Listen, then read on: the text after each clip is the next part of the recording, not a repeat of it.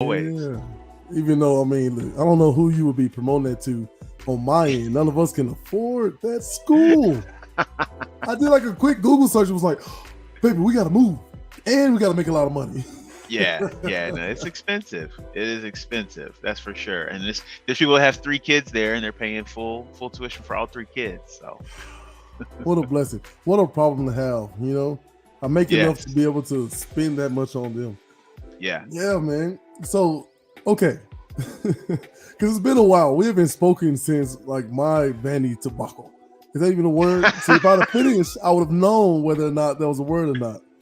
So, how close was I? Was I close? That was very good. That was Yes. very good. Yes. So tell me, man. So since 2005, 4, somewhere around there, Yeah. what have you been up to? Well, I graduated from college, and I graduated in 2006, and then after that, I moved to Washington D.C., where I've been ever since. So I came to work for my uncle. You said your Vanderbilt debacle. Look, man, we were all barely hanging on, man. I barely made it out of there, and didn't have much of a plan. But my uncle was willing to hire me, and so he owned an accounting firm, and so I got to train in accounting and a little bit of finance, and from there, I made my way in my professional career. So had several jobs, and I am where I am now. My wife, I met her when I was at Vanderbilt, and she was already up here in DC. So we reconnected up here because she was up here a year earlier than me, and we dated, got married, had some kids, and a couple condos, and now a house. And a couple of condos, now a house. I'm living that married life. Working, living, all that. So it's been good. So what's that mean? Since 16 years since I graduated. Now 16 years tomorrow, actually, or today. 16 years ago today, May 12th, I think. Oh my goodness, man. That's incredible. First of all, just the idea that, you have this storybook, like I went to college, met my wife there, and then, onward and onward. Like mine was high school. I married my high school sweetheart. Oh man, that's good. We broke up early. She realized her mistake years later and, got with me and then realized how much work I needed, apparently. So that's what we are. But that is good. So now what does she do? Can I poke around there a little bit? Yeah, so she is multifaceted. My wife is, I married up, man. So she has her master's in nursing, and she's a women's health nurse practitioner. So when she first got up here, she worked at Georgetown Hospital in labor and delivery. And delivering babies with the doctors. And then she went to go work at a nonprofit clinic serving women and girls 35 years of age and under with medical services. It was mostly an uninsured population, a lot of undocumented folks. And then since 2013, she's worked at a private clinic downtown DC. And then 7 years ago, right after our second was born, she started a company teaching childbirth education classes. So she, for 5 years, taught in-person childbirth education classes, and then she transitioned it all online when COVID started. And so it's all been online since then. So she's multifaceted and always working on expanding her business and all that. Man, see, we both married up. That's fantastic. Yeah. So, okay, what did COVID expose to you in particular? Because I feel like a lot of people were like, man, you know what? I don't want to drive. I don't want to commute. Matter of fact, I'm not getting paid enough. And then all these like different alternate universe branches, right, started happening. And then we have a supply issue, and it started to unearth a lot. So what did it show you during the shutdowns? Man, COVID has been interesting in our family because I tell everybody, man, we've been like 99th percentile in luck in everything. So we've got, this is going to make me sound fancy and bougie, but I promise you it's not. But we have au pairs that help us with our childcare. And so they live with us. We've had au pairs since 2016. And so we had an au pair that joined our family in January 2020. And then COVID hit. But we got lucky, man, because she studied early childhood education. in college. And Ah, so when the kids were home doing school, I had uh, a 5-year-old and a 7-year-old, and then we had a 1-year-old at home. And so she was able to help the kids through. And so that was interesting. And then Lisa, she never stopped going to work because she's in the medical field. So women that hmm. were pregnant and needed to have a visit, they still needed to be seen because they were 36 weeks Oh, pregnant. no, that makes sense. Yeah, so she was still going to work, man. It's like, like Rudy Gobert got COVID, the NBA shut down, and then Friday, like the whole world shut down. Well, she went to work on Monday. It just she didn't stay home. And then my job I have now, I accepted the job early February 2nd of 2020. And I know the date because I tell this story a lot. And Okay. I started on April 1st, 2020.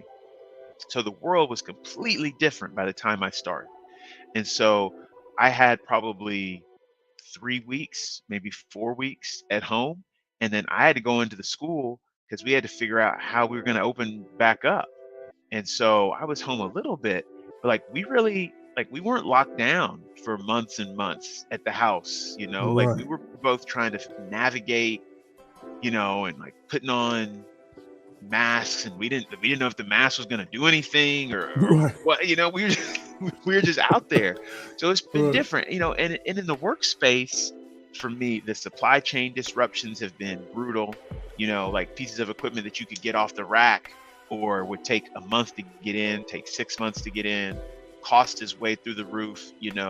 um, and in some ways this stuff was going to be good. You thought like prices are up, but that means people are getting paid more, but like it's been difficult. Like we hire cafeteria staff, right? And Right. the wage that we pay them is up. It has to be in order to hire people, and that's good for people, right? They're making more money. Right. It means we got to charge our families more tuition, but you know that's good for people. But then inflation, I think, has been the killer. So the supply chain stuff, in some ways, unless it's like a medication or that kind of, those are first world problems, man. Like it takes us a longer time to get routers and switches to do our network project at school. First world Mm. problems, man. But some of this with the inflation, like that's really hitting our teachers hard. And teachers are people we've asked a lot of the last 2 years. Yes.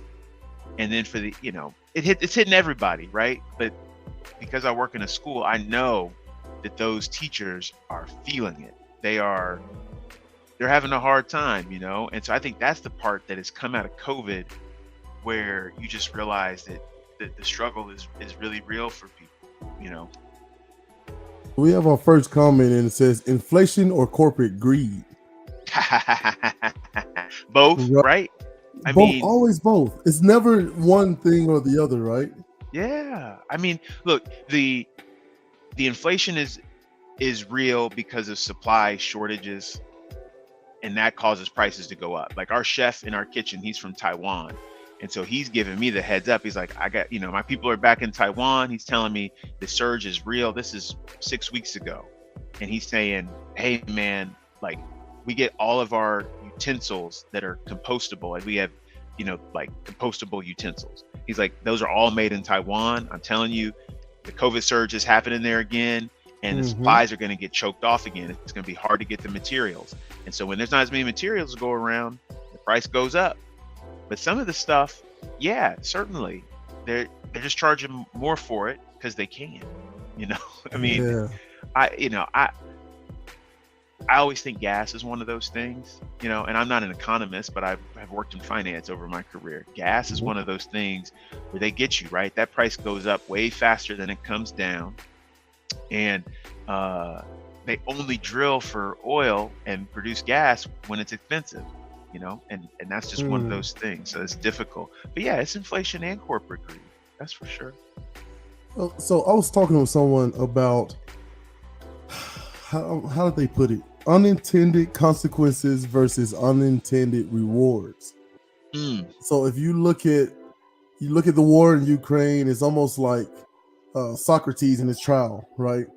Like, this is a bad thing. I don't know, maybe. Well, I mean, think about the war and this is bad for gas prices. I don't know, maybe. But then here in New Mexico, one of the worst ranked states as far as education goes. We now have like billions of dollars in surplus just on the gas taxes alone. Wow. In my home state of Tennessee, they started paying teachers a little bit better because of how much we're making across the country on these crazy gas prices, which just makes me think like we really could get rid of every single problem in the world if we all just decided, let's all pay a little bit more. You know, and it's not just on people in a certain tax bracket, it's incumbent upon all of us, right? Because I think the greatest trick in the world is, you know, you can't fix one thing by just fixing one thing at a time, or you can't fix a problem by fixing one thing at a time. You have to fix all those connectors at the same time to see some real productive, you know, fruitful growth. And I think that's just a weird thing, man. We can complain about gas, but it helped a lot. Yeah. So how do we do that without paying taxes? I guess is the question. Senator, You can't. Senator Hollywood. Yeah, you can't, right? I mean, no shortcuts, huh? Yeah, right. But I mean, you know, one of the things I decided, and this is, I mean, you know, people can judge how they want to, but I decided 7 or 8 years ago, the gas is going to gas. That's how I feel, right? And there's nothing I can do about it. I got to drive a certain amount, and so I'm just going to buy me some stocks in oil companies, and that'll be my hedge against that, right?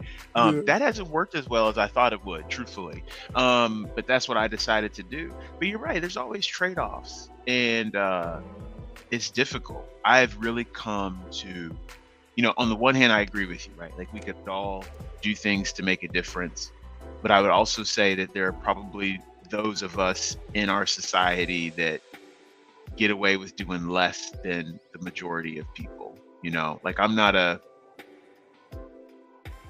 socialist, I'm not a communist, I'm a capitalist, but I also believe in everybody paying their fair share. And I've just seen that side of it, being in finance, you know, where there's definitely people that kind of, you know, they find their ways, right, to pay what I would call less than their fair share. They must say, I pay more than everybody else. Like, yeah, that's less than your fair share.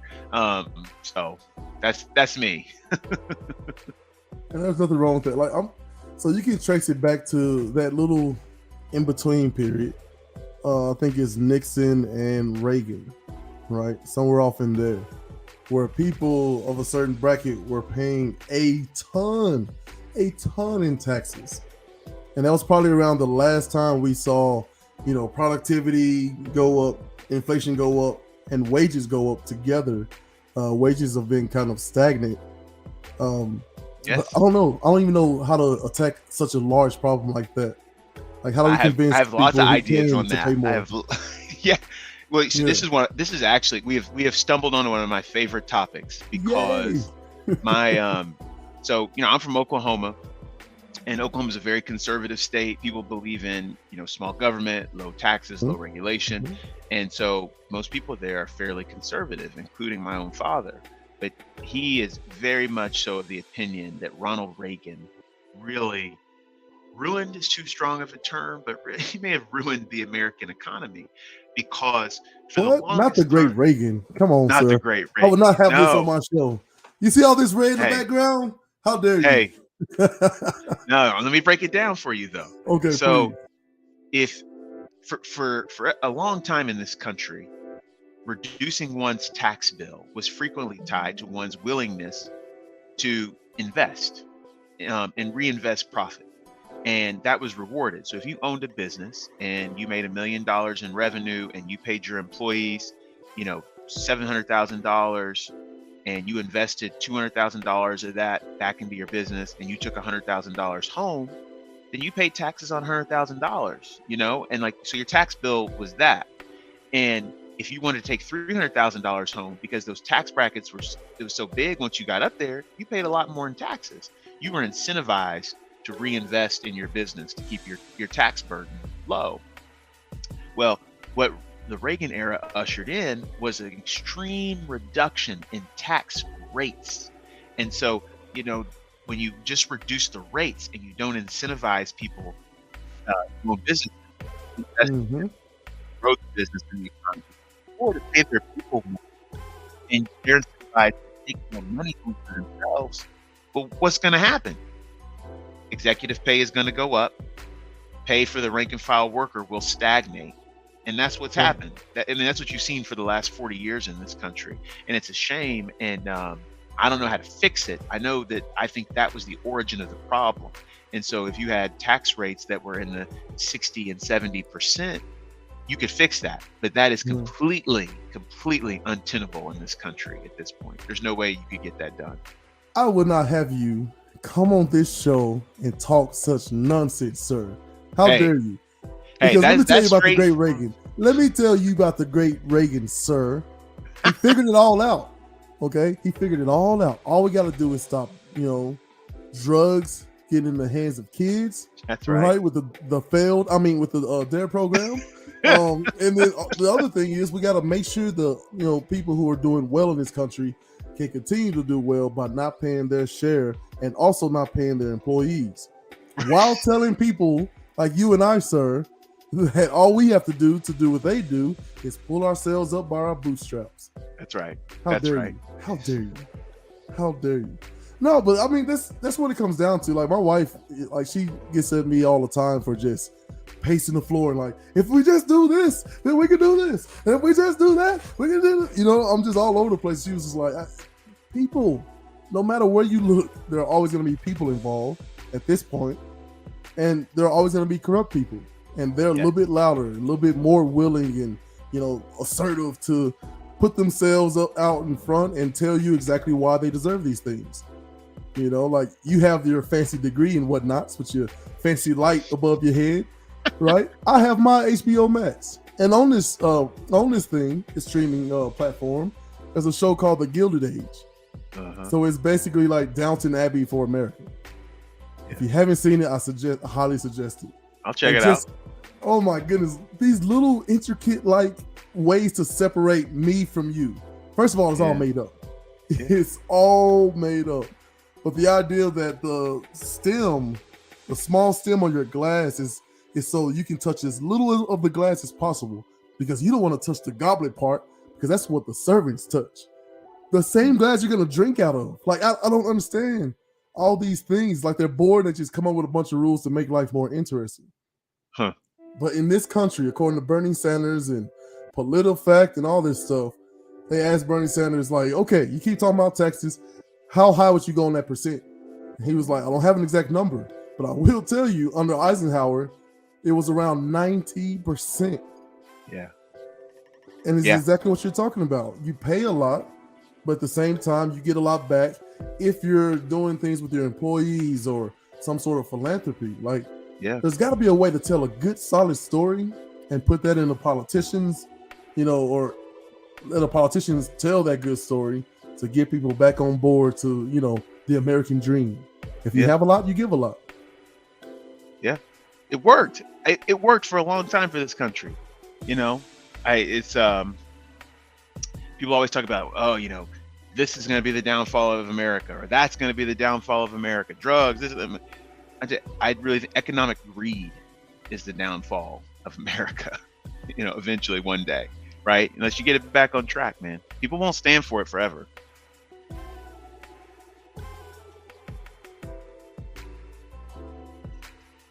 Oh, you muted, Jeremy. Appreciate it. Good eye. As usual. That captain of the old line right there. So after my football days, it was, I kept up with the little bench, little curls or whatever. Didn't do many squats. And it didn't look good. It didn't work out that well. So I understand a little bit about being top heavy. And I'm here to tell you, US of A, let's not do it. Let's not follow the footsteps of every single great empire in the history of the world and get top heavy and topple. Yeah. Where the little people want to eat the big people. That's right. Yeah, we all need each other, man. We do. But look, I want to talk. So, okay. I mean, we went way off. But I like this ideal of if you have a lot, give a lot. You know what I mean? It's what the great Reagan would say, trickle down economics, right? Right. If we take care of the big guys, they'll pass it along, Right. They'll grace us with a little morsel every once in a while. That's right. So I had Mama Jules was on the show. And Mm-hmm. she's down there in Nashville still doing well, bossing people around as usual. And one of these, I asked her because she's at a private school as well, or maybe it's a charter private. I don't know. It's a private school, yeah. Yeah. So I was asking her, like, she was talking about all these great programs and resources, and I asked her, like, how do we, I don't know, like, just get less, like, I don't want to say lesser or lower, but low income families, right, and their children pushing for those same types of resources at their schools. And one of the things that they do is they have a program where, I guess they have, I don't know how they pick the students, but they have the students come on their campus and tour and look around. They show them the computer lab and all these different things, get them excited, get the parents excited, and they have them go back and tell the tales of work hard and maybe we can get here. What can we do to get people to a school like the one that you work at? Now, look, is it Murray? Murray, yeah, that's good. That's really good. No, I cheated. I so cheated. I can't even let that stand. I am so sorry. I cheated. I watched the video and everything. I was like, oh, because at first, okay, all right. We won't tell anybody this, but okay. But here's, I know we're live, but we'll find a way. Just okay? us. Just us. Okay, so I thought you might have misspelled market. And I was like, let me second guess that, man. Not Trey. Let me second guess myself, humble myself. Maybe I have it wrong. Maybe. And of course I did. And I was like, oh, okay, Merrick. All right. And then I'm watching the video and here at Murray, it's like, oh, I've completely got this wrong. So tell us a little bit about your position. What do you do? Why? All the things. Yeah. So in my role, I'm assistant head of school for finance and operations. So finance, operations, IT, human resources, and facilities all report into my role. And so with that, my day could be consumed with, working with our director of facilities on a big HVAC repair, like to the air conditioning system. It could be consumed with a technology problem. We had like the wireless internet went out one day on campus, which is like a complete tragedy for a school with a bunch of high school kids. So those things all fall in my role. I've got a team of about 15 or 16 people across those different departments. Well, more than that, when I count all the guys on the facilities team, it's 22. So that's my role. I interface with all the different departments. I interface with the academic departments, with our admissions folks, athletics, because we hold all the money in my part. So we make the budget and everything. So it's been fun working at a school because you get to know it in a different way, right? I mean, like I knew school kind of growing up one way, and I went to a school that's very similar to Murray for 7th through 12th grade, but you just get to see the other side of it, and it's interesting because the school. I mean, I'm not surprised that Jules, her school, has ways that they try to get kids in the door. The guy who's the head of her school knows the woman who's the head of my school pretty well. Yeah. So both of our schools are involved in something called the Malone Schools Online Network, MSON. And so the kids at the school can take online courses from teachers at different schools. And so a kid from my school may be in an online course with a kid from Jules' school in Nashville. So there's a bit of a connection there. But the schools, these private schools these days, they really are focused a lot on outreach. Like I know our admissions folks, they go to events that are held in different parts of the city to try to reach families that maybe traditionally haven't heard about Murray, right? To try to get them interested in the school, to publicize what the school can offer. We have on our campus in the summertime, we have something that's called Horizons of Greater Washington. And it's a program for kids that are in the public schools in DC, where it's a summer enrichment program. And it's not run by our school, but we host the school we host the program at no charge on our campus, and we run busing for them all summer. So we bus the kids to the campus, and then we bus them back to central drop-off locations. And so they Mm-hmm. come on campus. They get to use our facilities, and their camp counselors and some of our folks are involved. Some of our donors at the school are also donors to this program. And then not a ton of kids, but some of the kids end up matriculating to our school, which is good, because they're often kids that maybe come from a less economically advantaged background. I think there's always more work to be done on that front, though, right? To make sure it's not a token effort, to make sure it's something that the school really believes in. Right. And I think one of the things the schools have gotten really good at is saying the words, right? So we're really good at saying the words that we believe it is a good educational experience for everybody when there are people of all different backgrounds at the school. That's racial backgrounds, ethnicity, religions, different socioeconomic status. That brings a level of enrichment to the classroom. And I think by and large, we enact that. It gets messy at times, right? Like we have issues because when you bring a lot of different kinds of people together, when you've got kids and families there that are their ethnic origins are in the Middle East, but some of them are Jewish, and some of them are maybe Arab. But you can have tension sometimes if you do something that comes across the wrong way, and that's happened at our school, right? But I think out of that tension usually can come a better understanding of each other, and it teaches if we can do it in the right way. And that's been tough during the pandemic, when there hasn't been as much face-to-face as you would like. And that's been a tough part about schools. Hopefully we can bring some of that back together.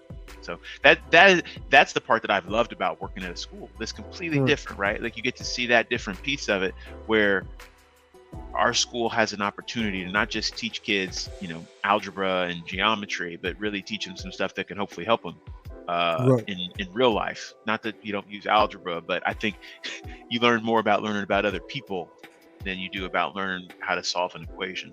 Right. Well, if you want to do something mathematical, how about how to budget, how to save? You're laughing, but I'm telling you, these are words that I never really paid attention to till I was well into my adulthood. Yeah. I mean, coming from where I came from, like you didn't have time to worry about saving your budget. It's like, can I make it to next week? Yeah. Right. The ideal of robbing Peter to pay Paul was just like a creed, like a credo in our house. Yeah. But I like the ideal of not being a token effort to get kids in. Yeah. Because I really do believe that if you guys don't have that program or whoever hosts it, I know it's hosted at your campus, but if that program doesn't exist or others like it, what are the chances that these kids will get an opportunity to even know about a place to go and then pursue going there? It's really important outreach. Yep. Yeah. We, like I said, I think we could probably, we can always stand to do more, right? Because there's always, and it's a push-pull, because if a kid comes from a background where they can't pay full tuition, you have to really make sure you have the money to help that family with tuition, right? And so you've got to have enough people who are paying the full tuition so you can help with the other tuitions, because you know that this rich white kid whose family makes $1.5 million a year, their children will benefit from going to school with kids who don't have that kind of background, right? Yep. And the kid whose family is scraping together $36,000 a year in income, they will benefit from going to school with the kid whose family makes $1.5 million a year, right? But how do you bring those two kids and those two families together in a way that makes sense? I think that's the struggle.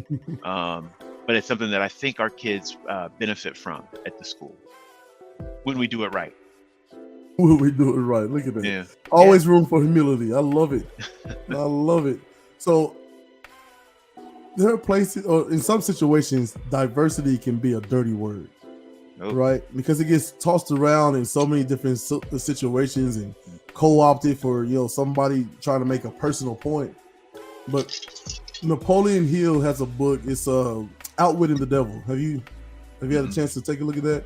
Mm-mm. So it's basically a very brilliant guy who's interviewing the titans of industry, right? And then Carnegie, tells him, you do better to pay attention to more people who failed than all of we who succeeded, right? Because I've learned way more from my failures than my successes. But he basically tricks the devil into having an honest conversation.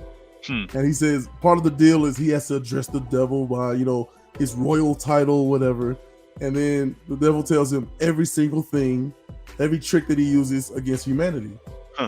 And so understanding that one of the biggest things was building a hive mind, right?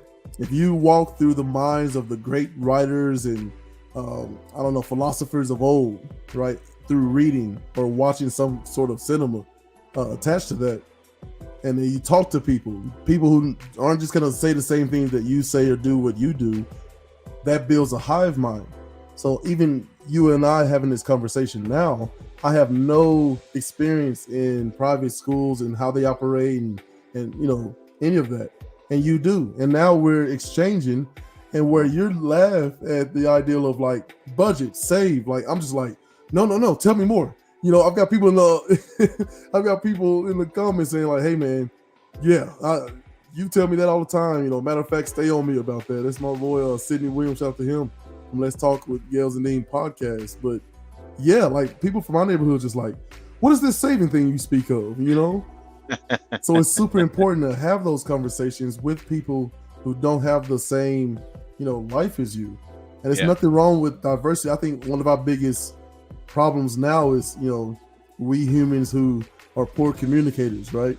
Yeah, we don't give a lot of room to be offended and take the time to explain. Hey, I tell my kids all the time, like, hey, make sure your siblings know when you're offended and why, and give them a chance to correct the behavior. If they don't, you can't frap with them. Oh, by the way, I told you it was gonna be random. Let me talk to my audience real quick. I'll be right back with you. Don't go anywhere.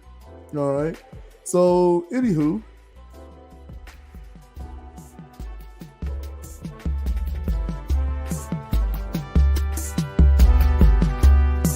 Hey, get that out of here. Hey, welcome back to What the Frap Podcast. I'm your host, Jay Zilla. I'm here with one Trey Holloway. Hey, Mr. Holloway. Hello. 30 minutes. Yes, sir. So, yeah, okay. This word frap is spreading like wildfire. Like, I just use it with the assumption that everybody knows what that means, right? And people are just like, wait. What are you saying? You're not saying the F word. Hold on. What is that? And I explain where I got it from. So I have been doing like a small poll. I asked Liz. She said a person. I asked Mama Jules. She said another person. Who came up with the word frap? I mean, I would say Bobby Johnson. What? Really? That's what I would. That's yeah. See, I'd always heard it came from Marlon. Liz thought it was Otis, and I said no. Otis was just the front man for the word because he was when he made that rest in peace him, man. Yeah, R.I.P. Otis. Yeah. Yeah, when he man, a frap goes back to at least 2002. Wow. Okay. Yeah. It goes back. I think it was OG Bobby Johnson. Which is great because when I remember first getting there, it's being like, okay, all right, nervous and whatever. We came back from the All-Star game in Knoxville, so I graduated, went to Knoxville for the week of All-Star festivities or whatever, and then to Vandy, and my coach told me, hey, put your life over there in the corner. Your stuff's in the locker room. Be on the field 10 minutes. It started already? You know what I mean? And so super nervous and not sure what to expect and, trying to push myself through it. I think it was the 110 test, right? I couldn't speak afterwards. I definitely did not finish. But this I did, man, when they were explaining so there's a no cursing policy. Which was right up my alley because at the time I was not a cursor. Right? And I was just like, yeah, well, okay, I was gonna let it rip, you know what I mean? I was about to let it rip. But I'm gonna respect the rules here. I'm new. Back. Yeah, and I fell in love with that word frap. I brought it home, and my mom was like, is that bad? Like, it was so great watching people have this mental jujitsu with themselves of like, I think it's okay. No, what are you saying? Yeah, I don't like your tone. I think that's what she finally landed in. I don't like the tone of what you're saying. Yeah. Well, that's good stuff, man. Any memories you want to share from your Vandy days, man? Oh my gosh. I mean, memories from Vandy days. There's so many. The things that I probably remember. Obviously, the things I remember the most are just times with teammates. But usually, like, just chilling in the dorms. That was like a big one, right? Playing video games, and really the summers. The summertime was when you really got to bond with your teammates because you had run of the campus, right? And you just had more free time. There's the athletes, and then there's the regular students, right? And you always kind of wonder, like, what's it like to be a regular student? And I think in the summertime, you got a little bit of a feeling of what it was like because, a lot of us had jobs. Maybe the job started at like 9 o'clock or something and went till 12, and then you would go work out. Like, I know my last couple of summers, I didn't take any summer classes. I'd work for 3 or 4 hours in the morning, and I go work out, and your day's over at like 3 o'clock, and you have time to go do whatever it is you want to do. And you started at 9. And I always imagined that's what it was like for the regular students. They had class from like 9 to noon, then they go get lunch, and then maybe they had another class, and then they had time to do what they wanted to do. And so you could like hang out in the afternoons and, go chill with your teammates and not have to worry about getting up early the next day. It was really the college experience. Like, that's the big memories, like going out to eat, ordering takeout, that kind of stuff, where you just got a lot of free time with your teammates to hang out and chill. Like, that's the stuff you remember, And then I remember a lot of the games that I played in, the games, especially my senior year. A lot of memories, like my senior year when we beat Arkansas on the road. I can still see Zach Logan dancing in the locker room after we beat Arkansas because he's from Arkansas, and he was too turned up, man. And so just things like that kind of that stand out in your mind from that time. Now 20 years ago, I played in my first game in college almost 20 years ago now, which is crazy to think about. And you look better than ever, Dagon. I'm so jealous. And I can see why. Your memories are people and moments, and my short time there, magic. That fucking magic food.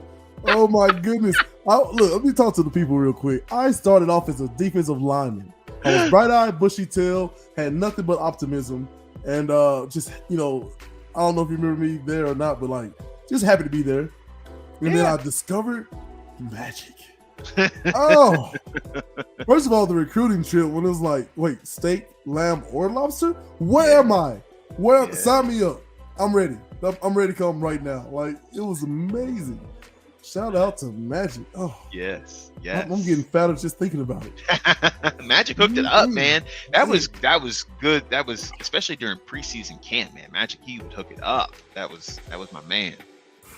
Oh my goodness. And the accent said, "Oh, here he is, the big eater." Because I never got put on restrictions or anything. Like, I don't know why. I should have been. But like, he loved palate. Like, just give him this and give him that, and it was like, And I was here for it, man.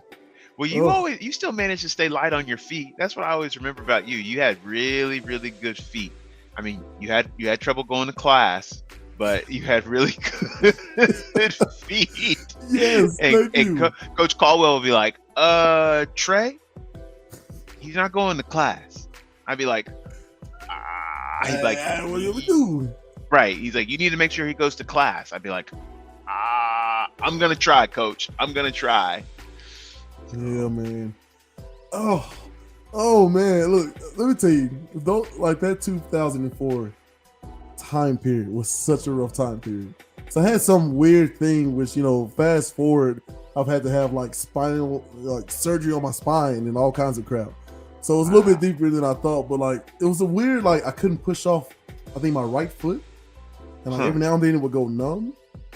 And then I kept eating So that made it worse because I got heavier and heavier. And then they were like, okay, we're going to red shirt you.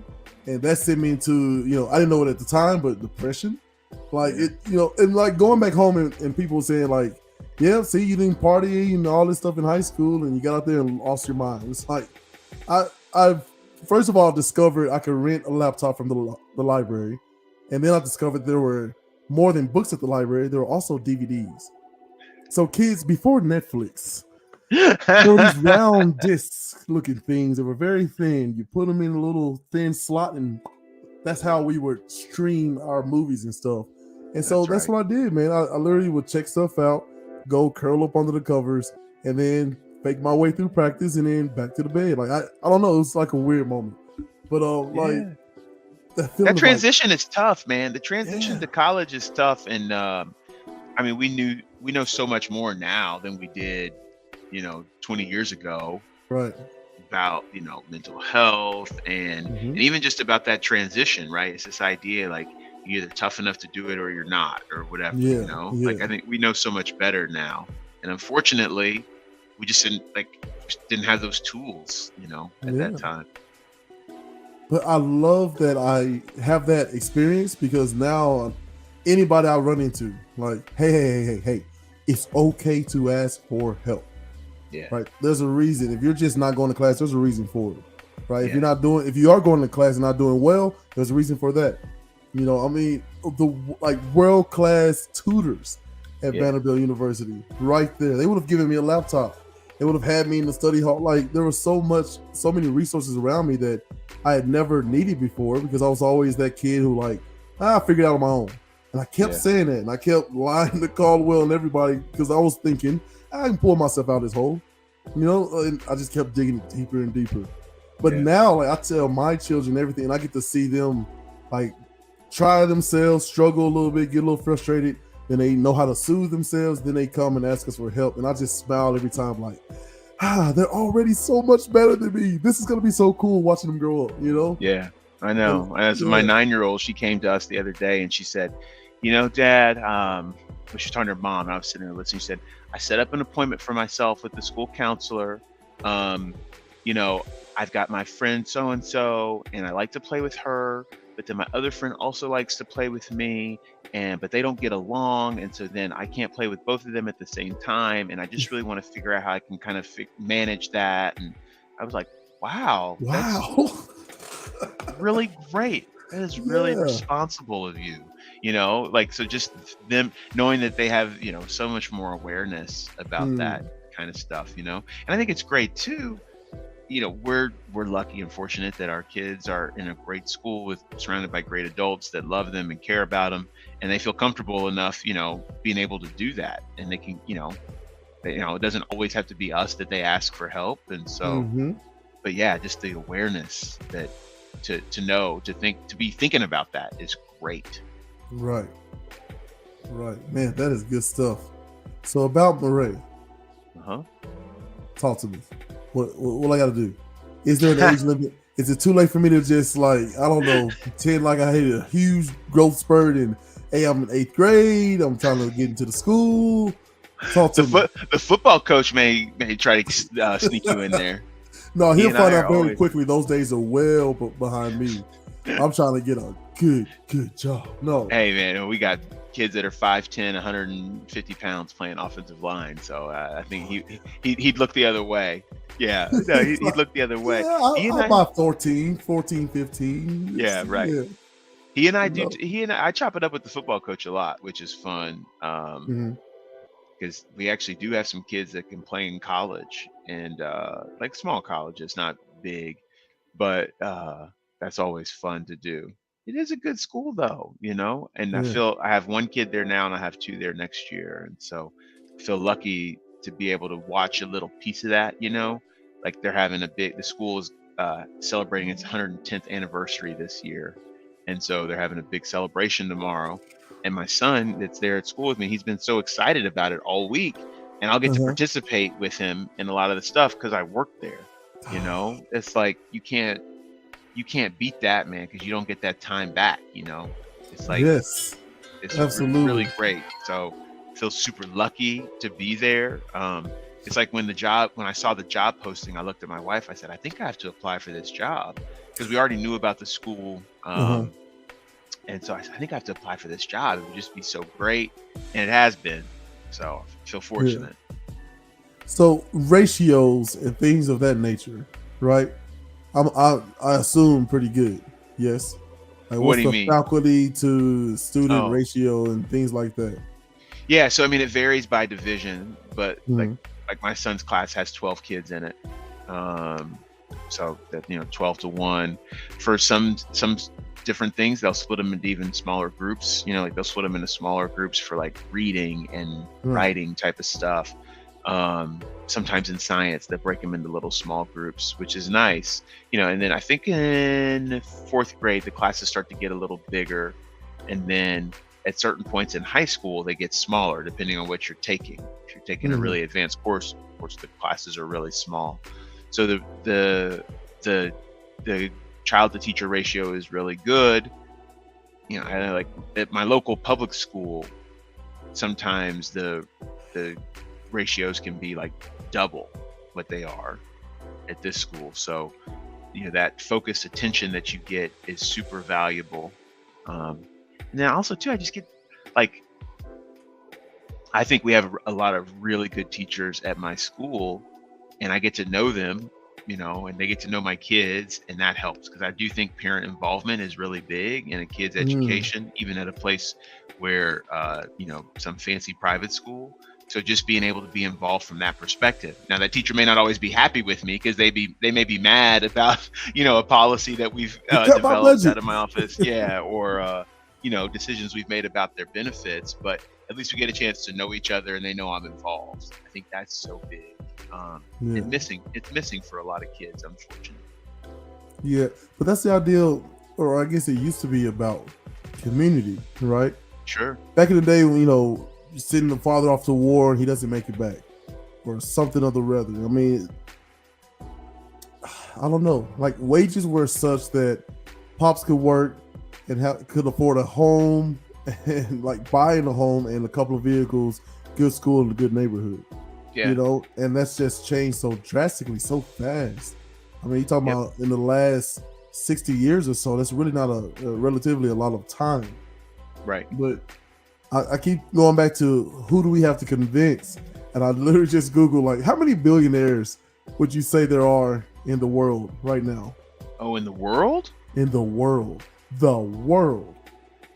Gosh, man, at least 1,000, at least. Mm-hmm. All right, I would say maybe 3,000 billionaires. Very close. See, oh, thank God, you so educated. 2,668 billionaires, or sorry, 1,000 billionaires worldwide. Yeah. And when I think about the presidential race, Mhm. how you have to convince millions of people to vote for you or to donate or whatever it is, right?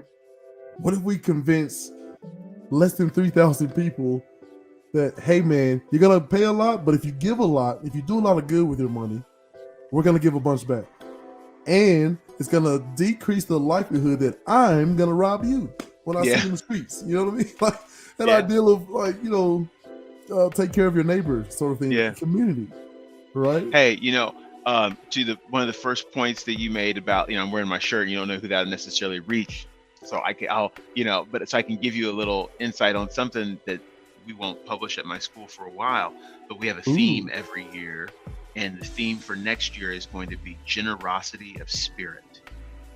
And as soon as my head of school said that to me, just today, as soon as she said that to me, I said, yes. I said, yes, that is it. If there's something that we could get, especially our students at our school, right? Because at our school, we're in Washington, D.C. I can't tell you like whose kids, but we have kids of people in powerful positions that go to our school, because just by nature of where we're located, right? All the private schools in DC have that. And you have the opportunity to make an outsized impact with those kids, right? And if you're teaching mathematics and chemistry and all that, that's great, and the parents want that. But if you can also teach generosity of spirit, right? and impart that on kids. And a lot of our parents have that, which is good. But if you can teach that to the kids, I think, and we're making good progress. These kids, they're very aware, and they push us to do the right thing. And it's uncomfortable for me sometimes. I'm not in the classroom teaching them. I'm like, golly, guys, the kids are really pushing me on the school becoming carbon neutral by 2050. Right. The kids are pushing. That's right. important. I love that. That's right. So, not that any effort like that would be lost on Bill Gates, right? Who's 70 years old.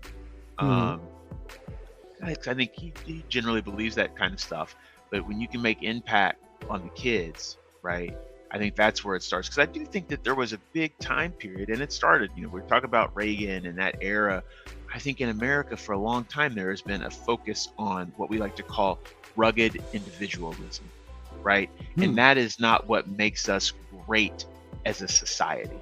Rugged individualism does not make us great as a society. I think what makes us great as a society is when we look out for each other and we build community, and when we're able to look at each other as not just people that are co-workers or neighbors, and most people will just be that to us, right? To be clear. But when we do take the time to build relationships with people that extend beyond that, and they're people that you can call on when you have a time of need, and they can call on you, right? The bond as people, we're made to be bonded together. I don't think we are made to be broken apart and individualized. And I think that's why the pandemic was so rough on us. That's another lesson I hope we can learn out of that. People spend a lot of time talking about how bad the pandemic was, because it isolated people and this and that and the other. And we shouldn't have these lockdowns because then people were depressed and the businesses can't run. And I said, that's right. Now take it a step further. If the lockdowns were bad for people and their mental health, what would be good for us? It would be good for us to be together and look after one another, right? So, those are things that don't always come naturally to everybody. But when we can do that, I think it benefits us all. I really do. Well said, sir. Like, I try to teach my kids that, like, sometimes they get in these funks, like we all do. Yeah. And I say, hey, won't you do something positive? What do you want to do? Well, I don't know what I want to do. I said, well, how about we look at the other end of the spectrum, right? What do you not want to happen to you? Because you understand who I am. Like, if you tell me I don't know what to do, Dad's gonna come up with stuff for you to do. That's right. Right. So it was like, I can work on my art. I can draw. Right. So okay, what are you gonna draw? And well, I'm not sure yet. So what do we do when we have a block? It's like practice skills. So like both of my daughters draw, and so when they can't think of anything to actually draw, get to shading. Draw 1,000 triangles if you have to. Like, just keep that muscle, going until you do feel like you've come across a muse of some sort. Interesting. Yeah, man. So I like that ideal of, if you don't know what you want to, think about what you don't want, and bookend it, and you'll be steered to some very interesting places. Yeah. Which reminds me, before I let you go, oh man, I don't want to let you go. But before I let you go, I have a running question for I'm willing to come back. I know you got other people probably to get to. I would love to come back and talk about personal finance. That is near and dear to my heart. I've actually, my wife teaches these childbirth education classes, and I've really told her, I'm like, I have to figure out how to do something for her on finances for new and expecting parents. Right. Yes. Because there are transitions and things you should think about. And personal finance is near and dear to my heart, because I know it's not something that everybody got. I didn't get education on it coming up. A lot of what I learned is stuff that I've learned from reading and putting it into practice, but it's so important, and it's important to start early. Yes. So my wife is a personal banker. I swear I was listening wherever she's at. I swear I was listening. So she does something with Wells Fargo, and like something to do with money. I'm a little shaky on that, but hey, that's all good. And I've learned so much, and oh man, I'm gonna tell you right away. I'm gonna use you to lure her onto the show to talk about personal finances.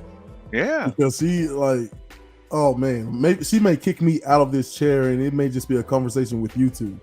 Like anytime her and her friend get to talking about it, is her boss. If we go out to dinner or something, and they're just, and I'm sitting here like, okay, hey, how about that Dallas Mavericks team, huh? Everything's Yeah. just so far over my head, man. I can't wait. Yeah. Hey, well, for those of us who it's a personal thing, because you understand the power of it so much. Like I just know, like when I first started working in 2006, like any dollar that I saved in 2006, 16 years ago, is probably $5 now. And so when you understand that concept, you want to tell other people about it because it's good. It's good. It's like me with the Gilded Age. Like, listen, if you don't have HBO Max, go do the free trial, whatever, and watch the Gilded Age. Like, just a sheer difference of classes. Yeah. And why that is, it was on full display with that ginormous budget that HBO always slams on the table. Yeah, but yeah, man, yeah, you'll definitely. So you're talking to a madman.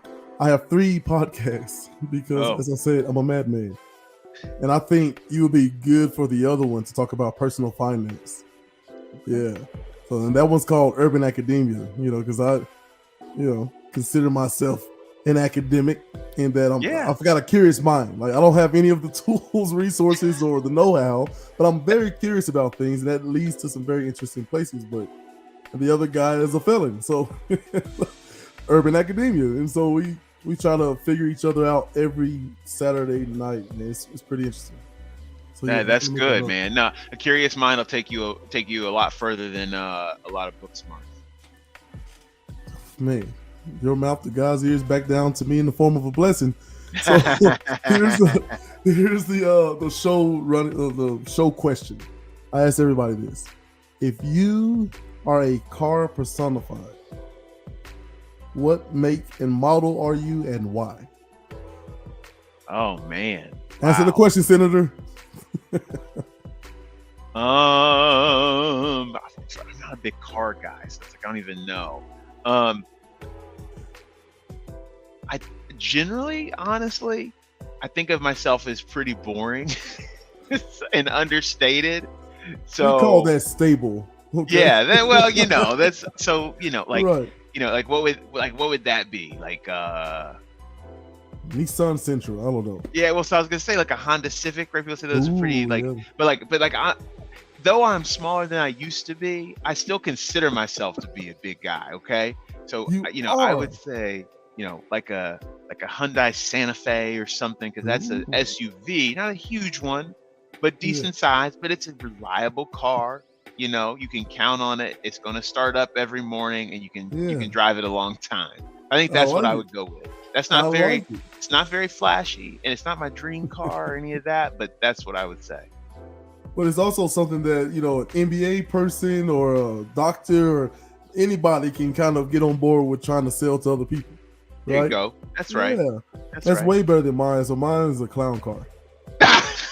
So, but you see, pull up and beep beep is it's goofy, and it's like, what is this thing? And then as the doors fling open, just stuff is flying out. It's more and more to unpack. So that's what I went with. Of course, my wife went with a Maserati. So okay, all right, there you go. Yeah. There you go. Someone once asked, like, so are these 2 cars in the same garage? I was like, no. I've got to park down the block and then walk to the house.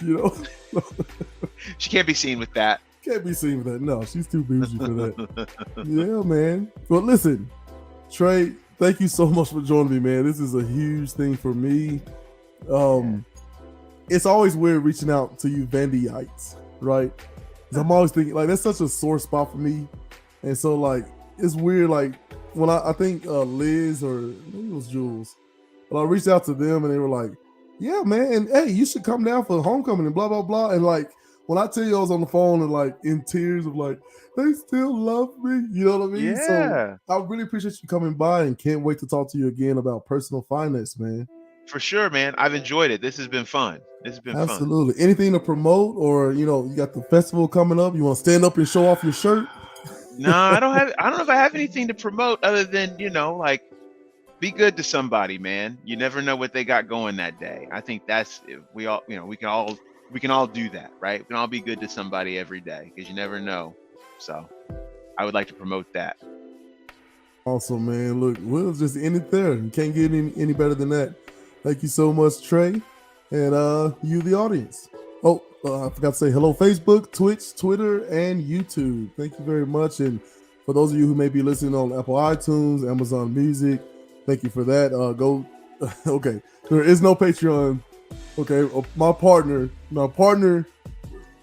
There is no Patreon. Okay, Dean, there is no Patreon. You can't say things until they happen. So anyway, thank you so much for joining us.